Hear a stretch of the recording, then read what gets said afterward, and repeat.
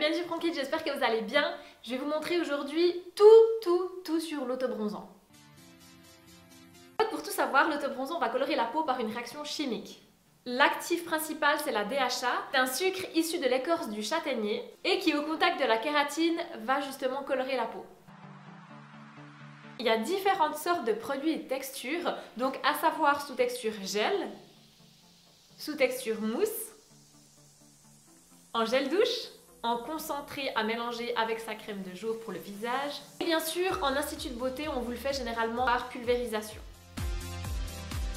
Je vais vous montrer quelques-uns de mes produits préférés en termes d'autobronzant. Donc le concentré à mélanger avec votre crème de jour pour vraiment avoir un teint allé, bronzé 365 jours par année.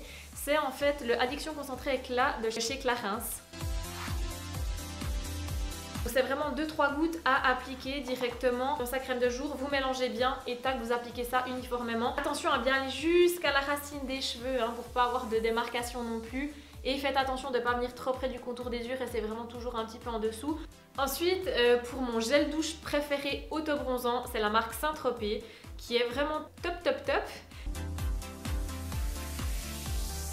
Donc en fait, ce qu'il faut faire, c'est que déjà vous vous douchez nickel comme il faut. Ensuite, vous allez appliquer le produit partout. Vous allez attendre 3 minutes environ sous la douche.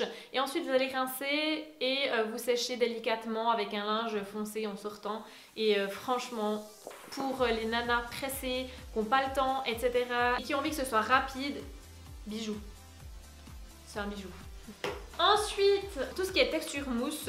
Moi, ma préférée, en fait, c'est la Ishi Bronzage qu'on trouve généralement en institut de beauté, chez Globus, chez Manor, je crois aussi. Et en fait, il faut toujours regarder, il y a light, medium, dark, je crois. Donc, prenez pas trop foncé. Si vous avez une peau très claire, prenez le clair. Si vous avez une peau médium, prenez le médium. Enfin voilà, il faut vraiment s'adapter. Avec la texture mousse, en fait, vous avez toujours le petit gant avec. C'est hyper important pour tout ce qui est texture mousse, d'avoir directement le gant. Comme ça, vous pouvez vraiment appliquer comme il faut le produit. Et sinon, mon dernier, un de mes préférés aussi en texture gel, c'est bien sûr la gelée autobronzante visage et corps de chez Cetis. Dans les pours, vous avez un teint hâlé et bronzé. C'est rapide, voire quasi instantané. Certains produits, ça prend quelques heures à se développer et certains sont vraiment directs. Pas besoin d'exposition solaire, donc pour les peaux un peu réactives, sensibles ou qui tolèrent mal le soleil, je trouve que c'est une bonne alternative pour quand même avoir un effet bronzé. Et surtout, pas besoin de solarium. Donc au passage, je le rappelle, je suis contre et je trouve ça catastrophique pour la peau, donc ne le faites jamais. Dans les contres, alors si vous appliquez mal le produit, ça peut vraiment vous faire des taches et un résultat informe. L'action en fait de la molécule sur la kératine va apporter comme une odeur un peu de cochon grillé, de peau grillée un peu. C'est vrai qu'en termes d'odeur, moi ça me dérange un petit peu, je trouve qu'on le sent quand même. Cette réaction chimique sur la peau en fait, elle sent quand même assez fort. Ça déshydrate la peau de fou. Sinon c'est pas mal. En fait, pour les autobronzants en texture gel, vous pouvez directement l'appliquer avec les mains sur l'ensemble du visage et du corps. Pour les textures mousse, là, il faut vous munir d'un gant avec lequel vous allez vraiment justement pouvoir vous tartiner. Concentré visage, vous faites vos petits mélanges et vous pouvez appliquer directement avec les mains. Toujours bien se laver les mains après pour pas avoir de taches disgracieuses entre les bouts des doigts, les ongles et je ne sais où. Et concernant mes conseils de pro, prenez-en compte aussi parce que c'est des petits détails qui vont faire la différence et qui vont apporter un bon résultat à l'application. Faites toujours un gommage visage et corps la veille et vous crémez bien votre peau, vous l'hydratez bien. Le jour J de l'application, douchez-vous bien, il faut que la peau soit exempte de toute crème, huile, etc. Autrement, il n'y aura pas une bonne adhérence avec le produit et là, ça va vous laisser des démarcations aussi. Essayez idéalement d'avoir une troisième main pour vous appliquer vraiment l'autobronzant au niveau du dos parce que si vous devez le faire vous-même, ça va être un peu cata.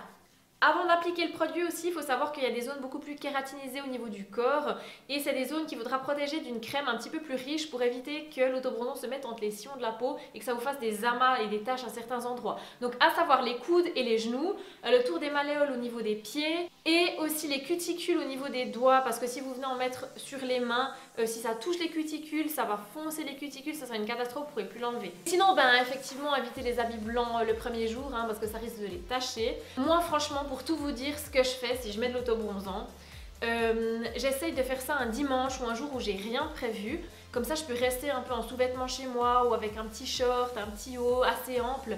Et comme ça, le produit a bien le temps de travailler uniformément.